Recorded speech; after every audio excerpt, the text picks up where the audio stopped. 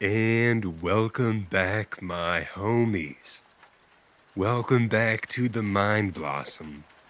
You are tuned into another Digital Alchemy production. I remember back in the day when I had Digital Alchemy Laboratory. Y'all don't know about Digital Alchemy Laboratory.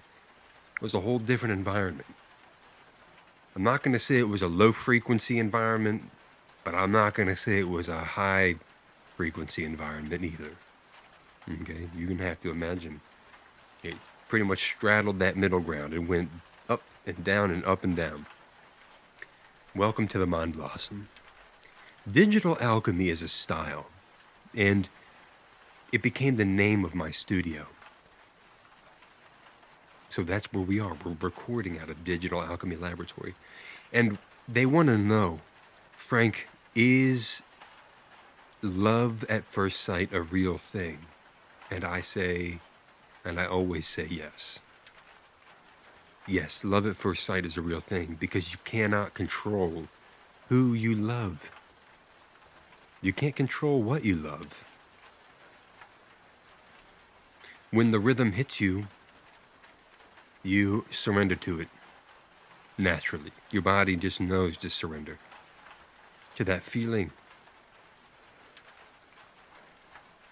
And it always leads you in the right way. It always knows exactly what's best for you on the greatest possible scale, even if from your human perspective it seemed like the worst possible thing. On some level, it's the best possible thing. Does that mean it's fate? I don't know. That's where I stop knowing things.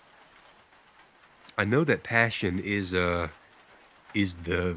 one of the only things that really matters in this world. And if it doesn't have passion, I don't really need it.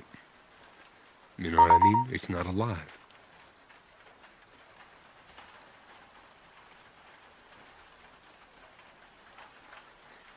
So, yes, love at first sight, I think is real. You can fall in love. Sometimes love has to be grown. Or sometimes it just exists right away. You can't really predict it. Once you think that you know love, it will totally surprise you. So, get comfortable with being uncomfortable. And the name of this painting, by the way, is knowledge. One word. Knowledge. When I use swords in my pictures, I use occult symbolism. Now, a sword does not really symbolize knowledge, but it does symbolize the intellect. And our intellect, no pun intended, is a double-edged sword. Because on one hand, if you are so attached to your intellect, you will never be able to have a spiritual experience because you are addicted to logic. But on the other hand, there are people in the occult world, and they claim to be possessed by the right brain. These people surrender to abstraction, or rather, should I say, they surrender to intuition all the way.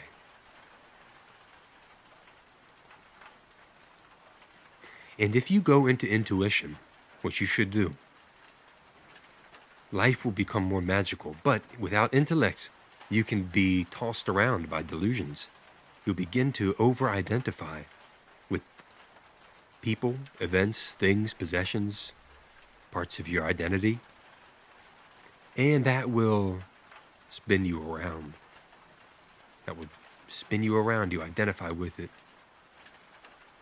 You bring it too close to your spiritual center of gravity, and it will distort your reality. Your reality will begin to spin around those things that you identify with, or in other words, are attached to. Okay, but at the same time, that's how we learn to detach, is through attachment. So if you find yourself attached to something or identifying with something, if you're self-aware enough to recognize these things in your life, don't take it too hard on yourself, because that's how you learn to detach. It's by letting it go. So it's really all good. And those things that we attach to, those are idols. That's what they call idol worship. An idol is anything that you attach to. You get attached to. And it can cause you stress, but it also is like a great source of pleasure. So the more you hold on to an idol, the more duality you experience in that way. And that's a game that you get to play. So don't feel bad about it. But it also, if you're suffering, just come on up for air. Let go of that idol. Let it dissolve into the void. Okay? And then you always get back everything that you lose. So that thing will come back around again in a different form just for you. Just for you. All right? The veil of matter is an illusion. When I look at this table or this microphone or this iPad, it seems real and solid, and I can grab it and do stuff with it. And yet, that's an illusion, because it's very dense, because the frequency is very low.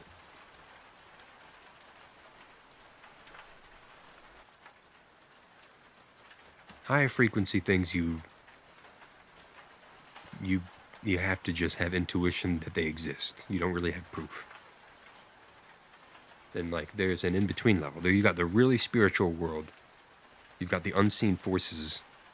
And then you've got, regular consensus reality, earthly plane stuff. And then in the middle you kind of have like emotions and thoughts. And we know they're real, even if we can't really, prove that they're real. I know another person has thoughts. I trust that they have thoughts because I know I have them. Same with emotions. And the difference between a thought and an emotion, you can never describe that difference. I don't know if I can describe that, but we do know how it feels to have a thought. A thought feels different than does an emotion. Emotions have more energy behind them, but thoughts can instigate emotions. If you put the beam of your conscious attention onto a thought, like if you have a thought and then for some reason it intrigues you, and you just keep thinking about it on purpose, that's how you develop a thought form, because now the beam of your conscious attention is focused on that thought, and now it's going to grow. It's going to use your conscious awareness, the source of all life, to develop and turn into a form, which is like a body, a self-sustaining body on the mental plane or the astral plane. And the more attention it absorbs, the more life force it has, it can trap inside of itself until it becomes sentient. And at that point, it's like a being that we can't see because it has a body but on a different plane of reality. If enough people give attention to it in this way, you will create an egregore. It will be a thought form it's very much developed, and it has a lot of power. But it can be starved. Okay, but it doesn't have to be evil. I know this sounds like some Stranger Things type stuff, but it doesn't have to be evil. It can be a positive thing. Like if you have a dream, if you want to be a doctor, and let's say you're like 19 years old, and you're in your first or second year of college, you're not a doctor, right? But if you keep thinking of yourself as a doctor, and you go to bed at night, and you imagine yourself doing doctor stuff consistently, the key is consistency, then that thought form will develop in the spiritual plane. It will develop in the mental plane, and then it will have so much power that it develops a body in the astral plane. And then if it keeps getting energy from there, and now it's like an avalanche, it's just like momentum building, it will eventually develop a body in the physical plane, and that body will look like you going to work every day as a doctor with your medical degree. That's how much energy you put into it, and it's become a real living force. So you see how this can be a good thing too. It doesn't have to be like you're creating an evil entity. No, that only happens if you focus on negative, like destructive stuff that's bad for you. So why would you do that? Well, because we get addicted to it, and we get conditioned to be, we get conditioned to be materialistic and to be vengeful and all that. So use the sword of intellect to discern from what is right and what's wrong. Not necessarily in a moral way, but in a way that, what kind of person are you? Do you want to be in this world? And then what kind of experiences do you want to have? Use your sword of intellect to cut you off from stuff that doesn't align with that vision, is what I'm saying. Okay? And so that's why this picture is called knowledge. Knowledge can help you navigate life, but it cannot be the pilot. So when you have a vast, detailed, broad, flexible body of knowledge, you have a lot of information to use, and yet it's flexible. You're able to assimilate new things and accommodate new concepts and ideas, which can be very uncomfortable when you are faced with a new truth and you kind of want to see if it fits in with your current schema of reality. The only way you'll end up doing that is if you kind of look at this new information and think, something about this, I don't know why, but I need to accommodate this. Let's see how it fits in. So that's the type of life you need to live, to become a person of knowledge. And some people are consumed by knowledge, which is just to be addicted to facts. And don't let your body of knowledge crystallize too much. I mean, knowledge is crystallized consciousness. It's a crystallized form of consciousness, meaning that it stays still. It has already formed itself in a matrix, which means it exists in relationship to so many other things that you know. All these facts that you have and these experiences, they have formed a network of information that you can use to relate to your current circumstances. But if you get too addicted to it, you become this very intellectual type, and that's not a good, really fun way to live. You need some emotions to keep things in a state of chaos. It makes it more interesting. Being too intellectual, not interesting. Okay?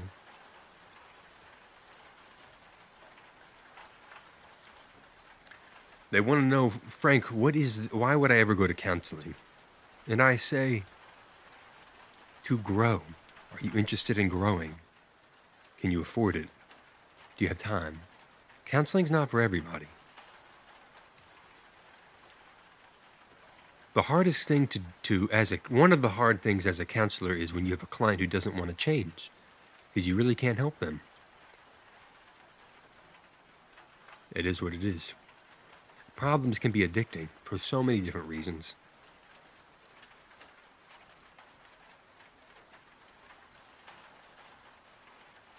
Problems can be addicting. They can.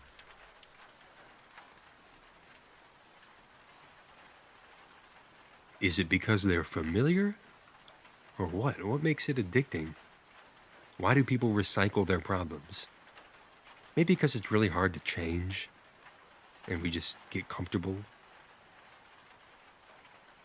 That could be it. I don't know.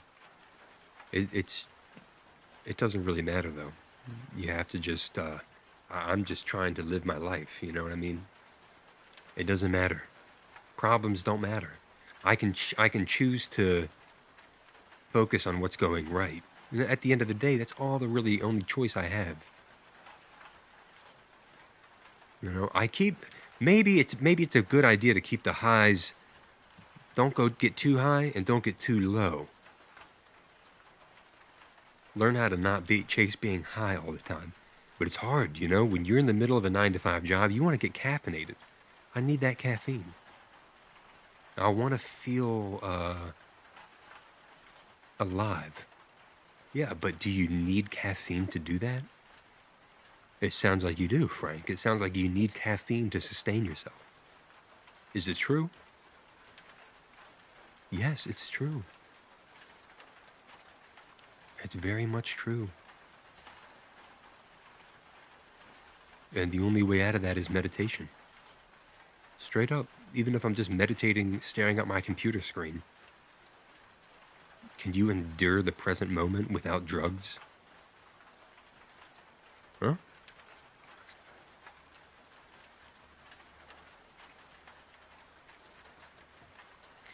And so experiences are better than possessions.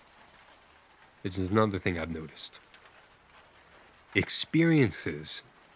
I'd rather have a good experience than uh, a photograph, for example.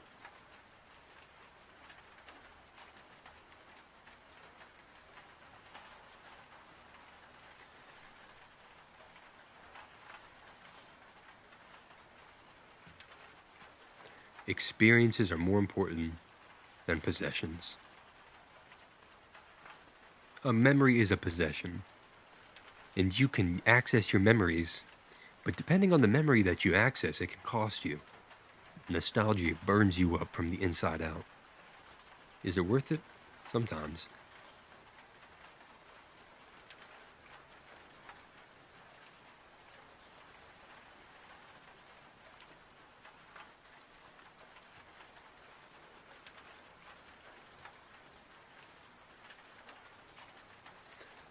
I used to think about the phrase, and I still do, the phrase being in the world but not of it. You know what they say? Be in the world, but do not be of the world. I'm here, but I don't identify with this place. I will interact with it. And this is an experience for me to have. This is all fleeting. So I don't identify with any of this. And yet I'm here. In the middle of all of it, in the center of all of it. And you are also in the center of all of it. My perspective and your perspective, our souls, our points of awareness in the grand field of consciousness are both points of centrality.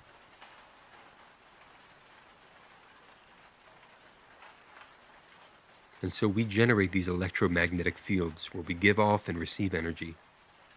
And when I meet you and you meet me, we're giving and we're receiving from each other both at the same time.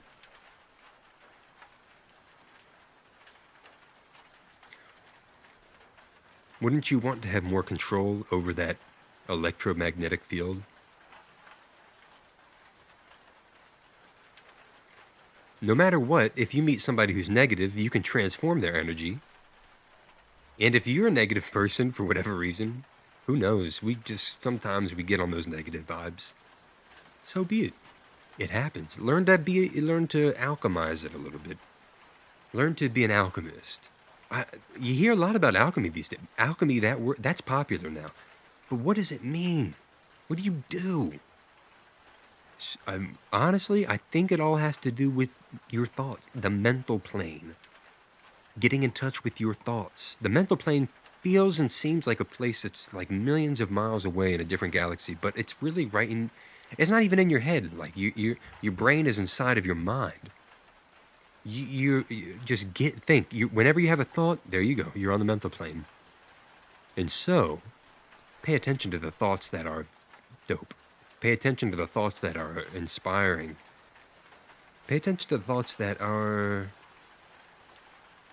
represent the reality that you would like to exist in all the time. And so those thoughts will get more of your life force. Because whatever you pay attention to, that is where you channel the energy from the promised land. If you've been on one of my videos before, my last video, I've had some mic problems with the mic, but we're doing okay now. Oh, it's all good.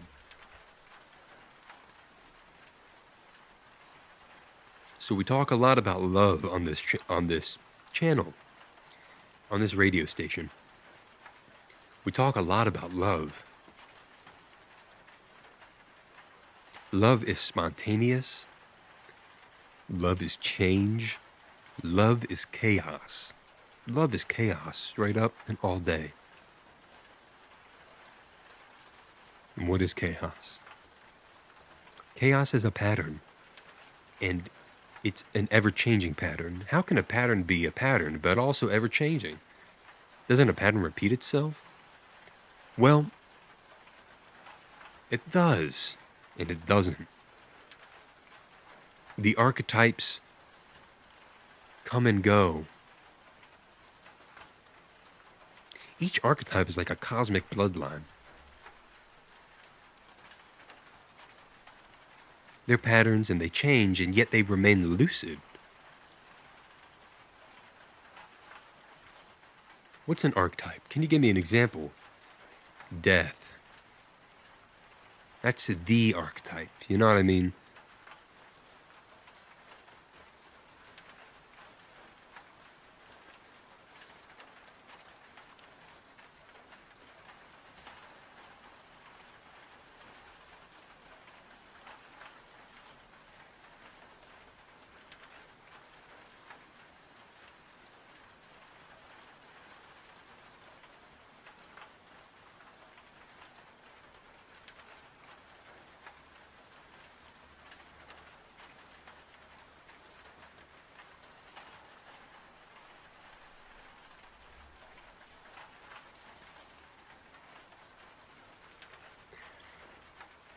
You would never know this about me, but I have a lot of pride.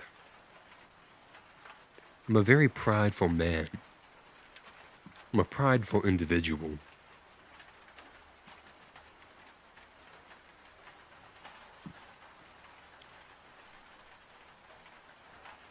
A person who has pride, me, pride probably takes a lot of different forms depending on who it is. But for me, my pride is about being an independent person.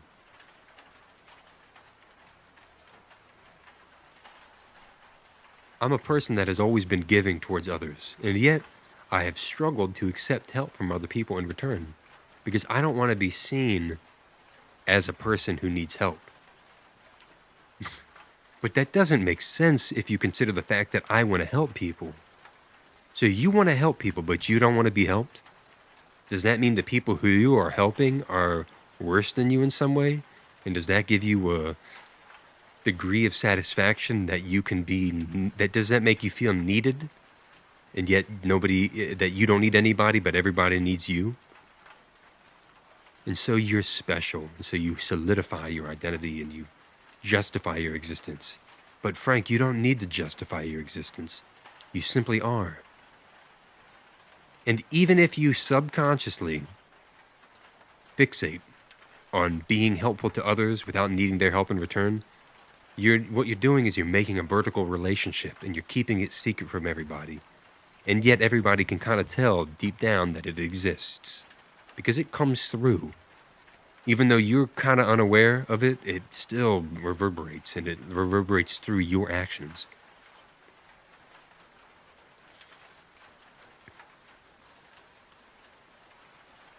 And so you just gotta be okay with getting some help when you need it, asking for things when you need it, and just,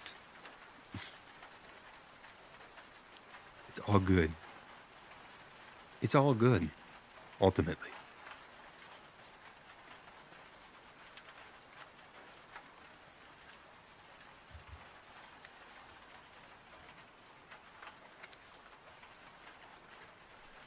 There are really an unlimited number of ideas.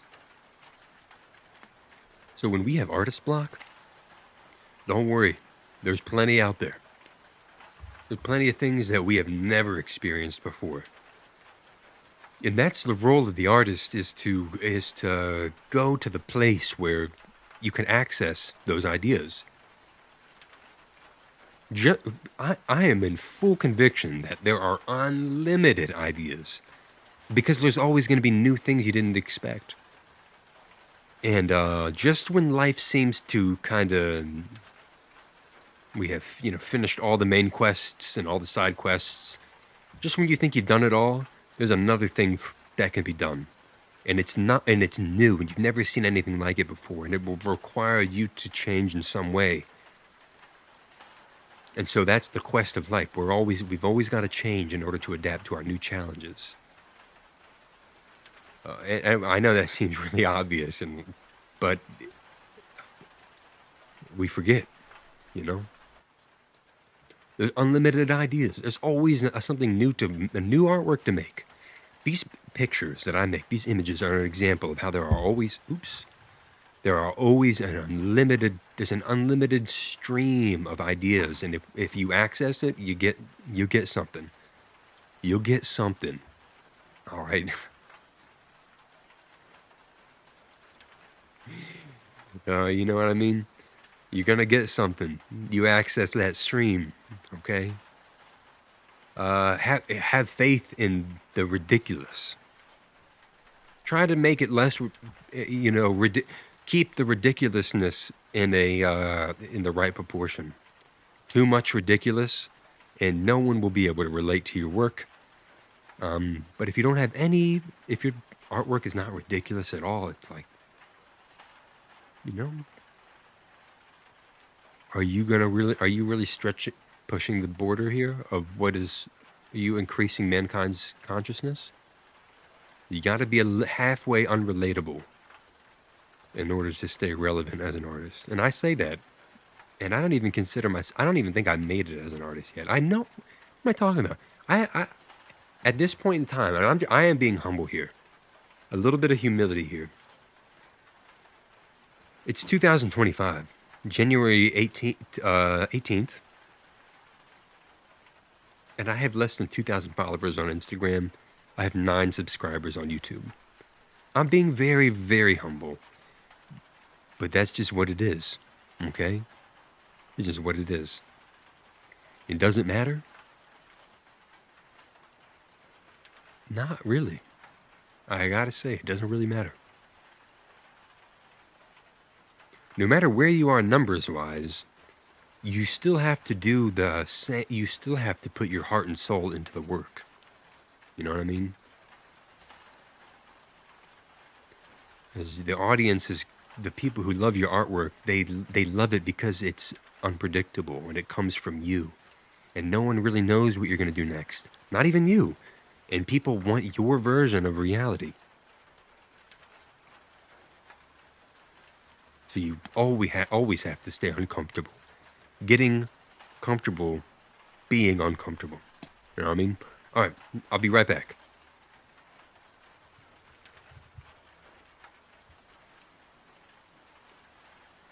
All right, everybody, we are back in this thing. Let me tell you. We're back in this thing. What were we talking about? I have no idea. I have no idea what we were talking about. Oh, hold on. Forgot to press play. Okay. We're back on this thing, y'all. Did you know that when you go to counseling and therapy, your counselor is experiencing an awakening of their own. Every time you go through one of your personal issues, the counselor thinks back about how that relates to them, and that will trigger some of their own insecurities. But if the counselor recognizes that and is aware of it, they can use their own internal conflict to relate to your conflict. And because you are paying them, they make it about you instead of making it about them. 100%. They make it about you 100%. That's what the counselor should do. There's not really many environments like that in the world. Is there anywhere in the world that you can think of where you would be totally not judged? It's a completely non-judgmental environment where you are, no matter what you say, your counselor will accept you as perfect. To them, you are perfectly imperfect.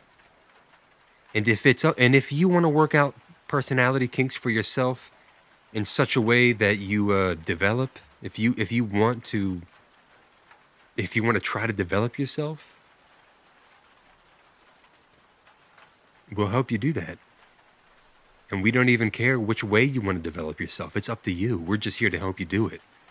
You can develop into any type of person. Consider all the infinite possibilities that exist, all the parallel realities where you are a completely different person in so many different ways, on such a small level, too. A counselor will help you choose which one of those versions you want to move towards, and it'll help you get there. I know this may sound very idealistic, and that's because it is. What I'm describing is an ideal. Will every counselor be able to help you do this? No, probably not. And most clients don't even really know where they want to go in the first place. Most clients show up in a place of confusion. They're not always going to counselors because they have a perfect idea of who they want to be. Not really. No, you usually go to a counselor when you're confused, when the pain is setting in. Not really physical pain, but the pain of, like, your personality is experiencing pain and you are having some type of dissonance on your internal level. And so you go to a counselor. What is going on? The hell is going on? I will pay you to help me make sense of this.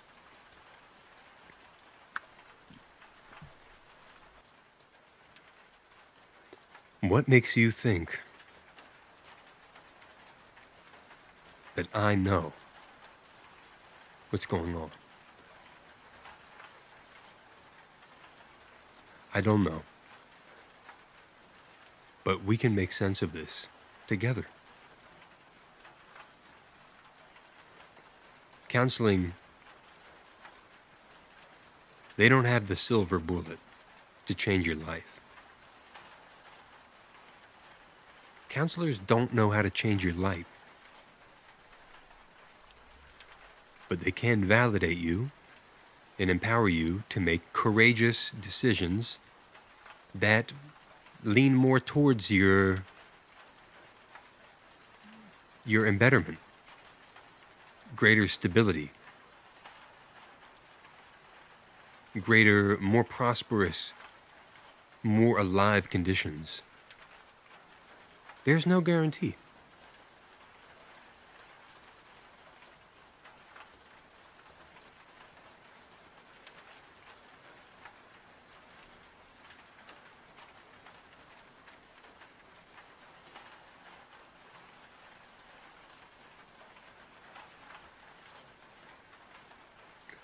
For most of us, our best chance is to become more aware of who we are.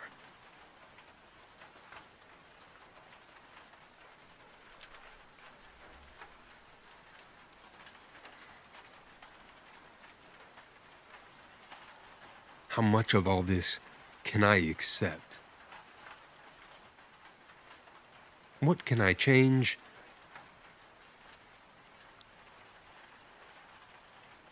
How should I change it? And what should I just let go of and let it be, and it'll become what it becomes? These are the things.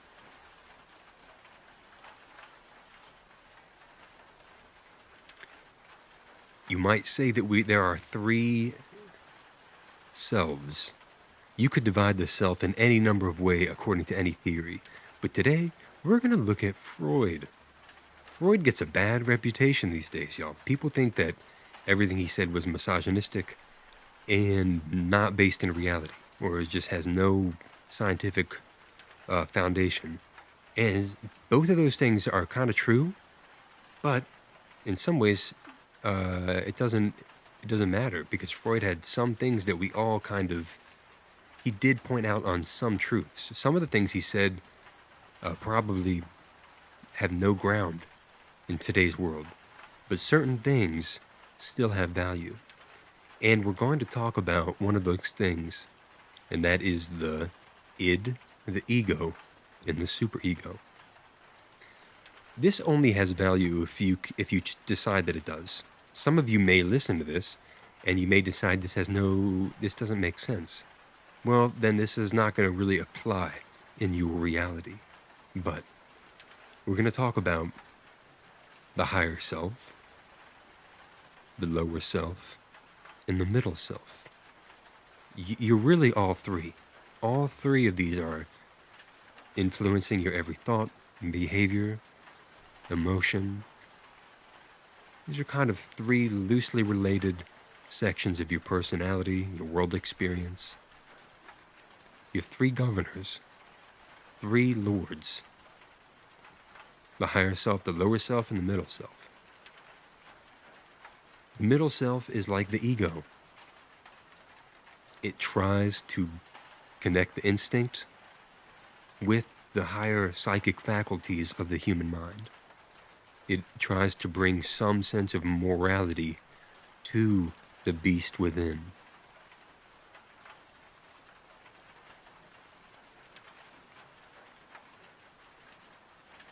The beast inside.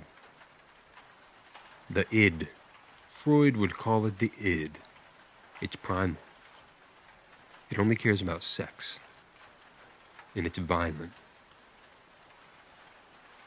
And it's selfish.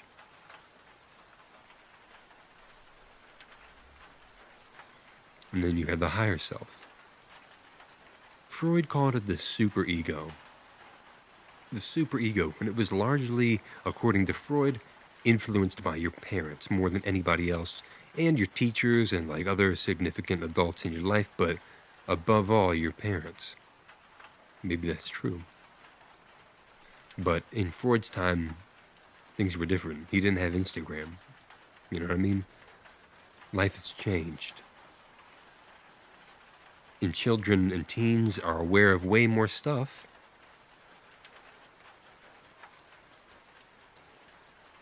And so the superego needs to be changed. Its definition needs to change. And so we're going to call it the higher self. The higher self. The id is like the lower self.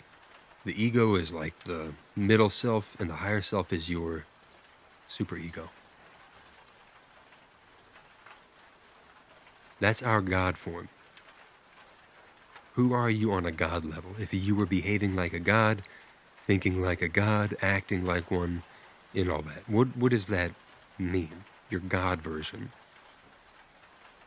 Because you know what it's like to be you. Like, I know what it's like to be Frank. The Mind Blossom is like the God version. And Frank is like the human. And I don't make all the right decisions. What does that mean? When you're making the right decision, you're keeping the lower self and the higher self in check with each other. The lower self cannot be ignored because then you're mentally out of balance. When you're mentally out of balance, then everything else comes into being in a state of disarray. Your mind needs to be focused on balance. You know, not to beat a dead horse.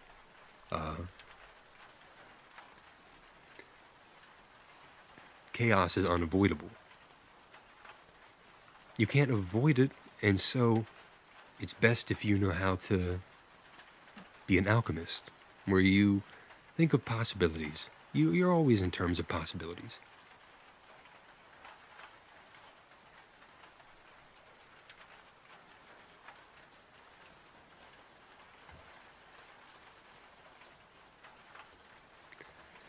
Not to pontificate.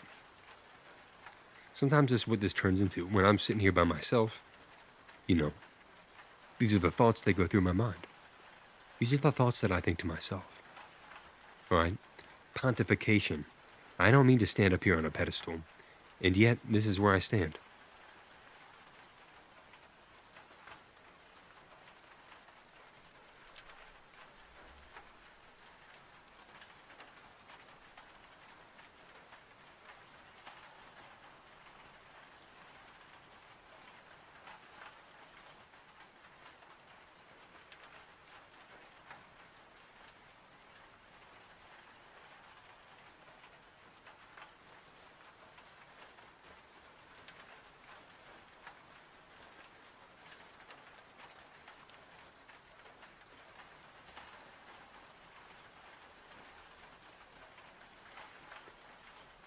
Remember that this picture is called knowledge.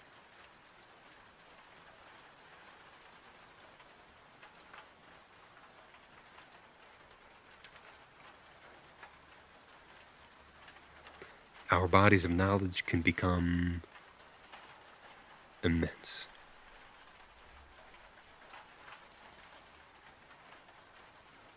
Vastly detailed, increasingly nuanced.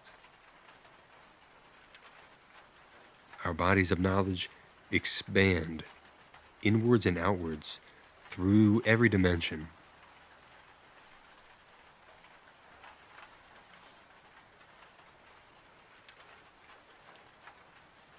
Infinite possibilities. All of that at once, that's Godhood. And so we narrow our focus.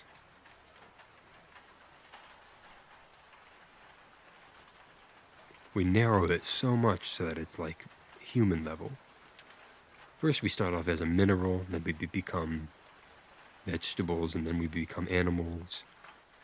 And then we start to become human, and then we become like demigods. And eventually, we can become gods. How much of that process I can speak about? Not very much, because I'm still getting there, so I don't know. I have so much room to grow, spiritually. Still accessing the fourth dimension at will, astral projection, and attempting to become more lucid. All of this.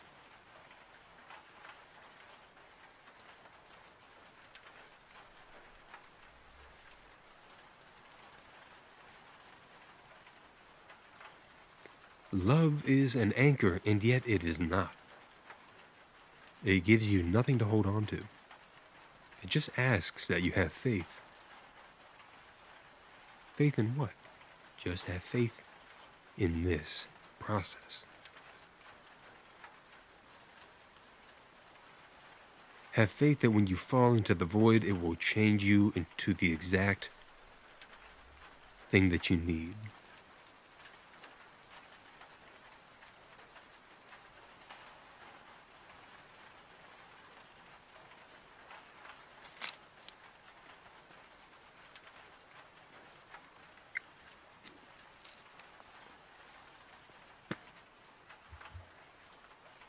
And this is what the Mind Blossom is about, everybody.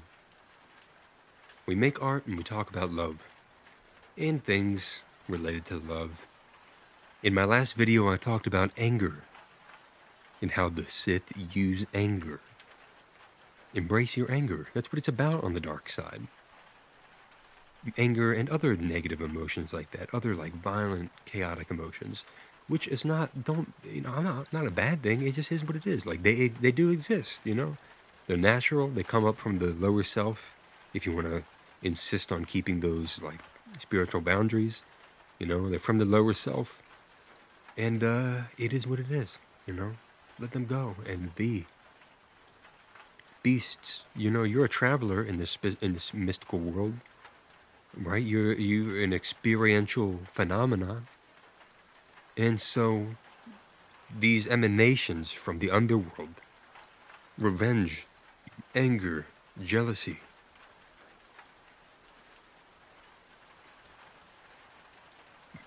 it happens. You can turn them into art, or you can do whatever with them.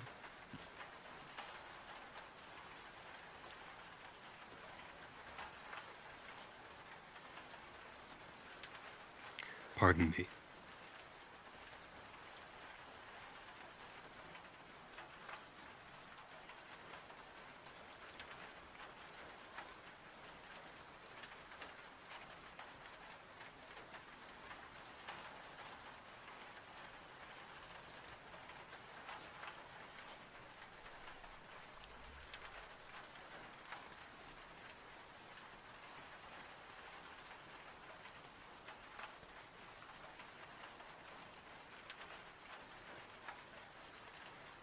I used to be so avoidant of making videos.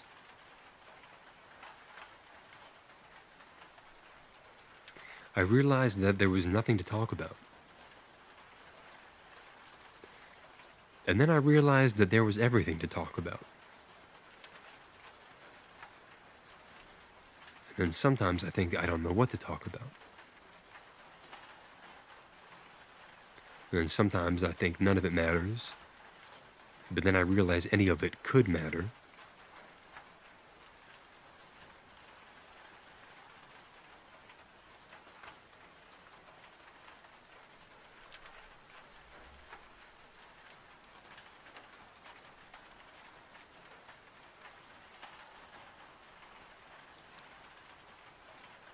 They say the mind blossom is forever.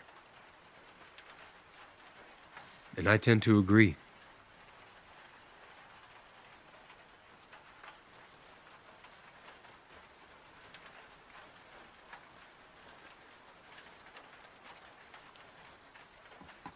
So as we move forward, if chaos exists in your life, go ahead and manipulate it. It's just a game that's trying to play with you. Of course it's trying to manipulate you, and it expects you to manipulate it. It's prepared for that.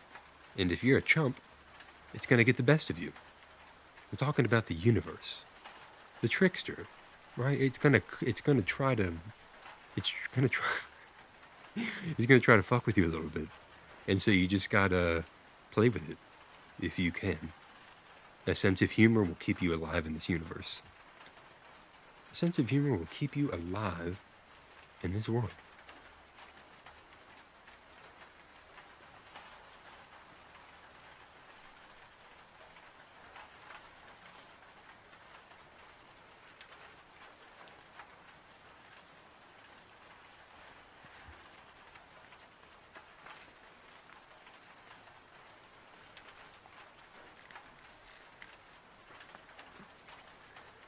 So yeah, I'm about to hop out of here.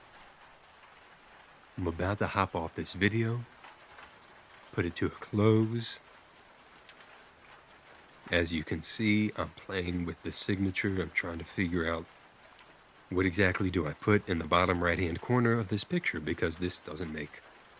There's a little too much blank space there. You know, there's a little too much blank space. When you work with this type of art, and with, I guess, with any type of art, this is what I'm trying to do is have a better composition. Enough details concentrated in enough parts of the canvas. You don't want any quadrant of the canvas to be too heavily imbalanced with its opposite or its surrounding quadrants. It's a matter of balance, and you need to intuitively know, like, where to place more emphasis and where to decrease emphasis. How can you place emphasis? I like to increase contrast, not saturation, levels of detail. And yet you also don't want to be too rigid with the rules, because you need to break the rules at some point to stand out. But it's just a matter of doing your best. Being as creative as you can without being self-indulgent, but also, who cares if you're self-indulgent? Just make the art you want to make. So here we are, everybody, in the land of art. The rules can change at any moment, and you should expect the unexpected. And do the best that you can with it. Okay? You know what I mean?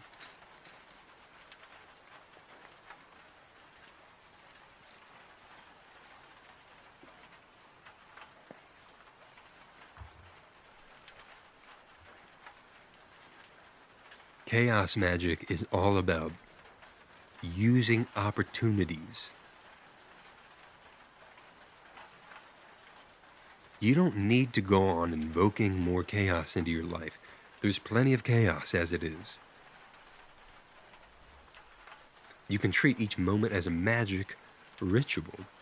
And all that really means is remembering that in order to make the most of each moment, you've got to get in touch with your where your attention span is focused, what your intentions are, how do you want to realign your attention, or just straight up existing. These are just the lessons that I've had to I teach myself in order to become more present. Some people seem to be present naturally, and they just have a gift for being in the moment. Some of us, we have very active something's going on inside. You know, highly self-conscious. I had no idea. But if you overthink, here are some tools, okay? And so I'd call the picture knowledge, because knowledge is the reason all this is happening. Knowledge can be dope, but it can also be overpowering. And if it gets overpowering so much, you become like Saruman, and you fall off of your tower onto a spike, and then you get dunked underwater. All right, so shout out. Shout out to everybody in the world who was here. And until next time, everybody, peace.